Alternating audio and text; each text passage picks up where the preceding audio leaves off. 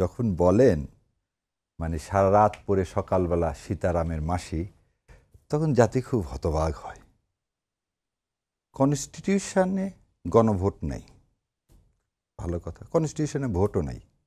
অতএব কনস্টিটিউশনে ভোটের জন্য ওয়েট করো 2029 সাল পর্যন্ত, কারণ কনস্টিটিউশন আছে 5 বছর পর পর ভোট। তা আপনি যদি কনস্টিটিউশনে বলেন গণভোট নাই, তাহলে আপনাকে ওয়েট করতে হবে 2029 সালে। ফেব্রুয়ারি মাসে আপনি ইলেকশন করবেন কিসের ভিত্তিতে? আবার পরিষ্কার করে আপনি যদি সংবিধান বলেন, সংবিধানে গণভোট নাই। আমার বোন আইনজ্ঞ, আমার যতটুকু ছোট জ্ঞান তাতে বলছে যদি কনস্টিটিউশনের মধ্যে থাকতে চাই তাহলে কনস্টিটিউশনে গণভোট নাই, খুব ভালো কথা। নেক্সট পার্লামেন্ট সিদ্ধান্ত নেবে, খুব ভালো কথা। তাহলে 2029 পর্যন্ত ওয়েট করতে হবে, কারণ সংবিধান আছে 5 বছর পর পর ভোট। 24 সালে ভোট হয়েছে, তাহলে 29 সাল পর্যন্ত।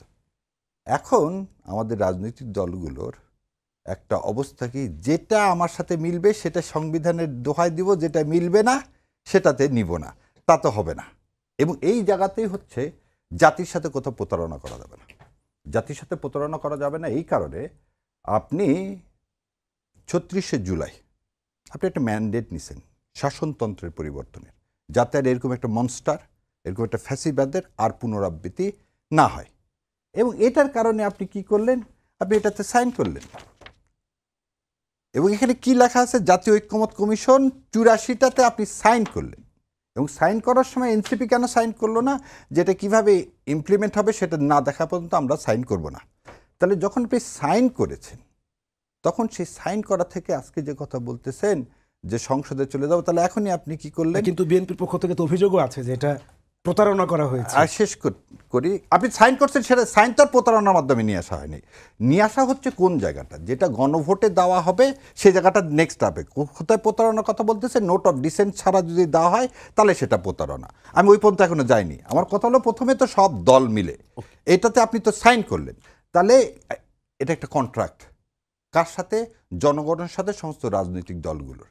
যেই ক্ষমতায় যাক তাকে এটা পালন করতে হবে। আপনার যখন বলে পালন করব না, তাহলে সে হবে ব্রিচ করবে, আর ব্রিচ করলে কনসিকুয়েন্স খুব খারাপ না। কিন্তু এটা যদি কোনো রাজনৈতিক দল সরকারে গিয়ে বাস্তবায়ন না করে, তাহলে কি আইনে কোনো বাধ্যবাধকতা আছে? এই জায়গাতেই যাচ্ছে। তাহলে এটা একটা কাগজ, এটা একটা চুক্তি, কিন্তু এই চুক্তি কি করা যাচ্ছে না, প্রয়োগ করা যাবে কি যাবে না সেটা নিয়ে কথা। সেই জন্যে আপনাকে ইমপ্লিমেন্টেশনের কথা আসছে বা লিগ্যাল বেসিসের কথা। লিগ্যাল বেসিস মানে কি, আপনি যদি না মানেন আপনাকে মানাতে আমি বাধ্য করতে পারি। আবার বুঝেন, লিগ্যাল বেসিস মানে আপনি মানবেন না, আপনাকে মানাতে আমি বাধ্য করবো, তাকে বলা হয় লিগ্যাল বেসিস। এই লিগ্যাল বেসিসের প্রসিডিওর কি বললো, একটা আদেশ জারি হবে।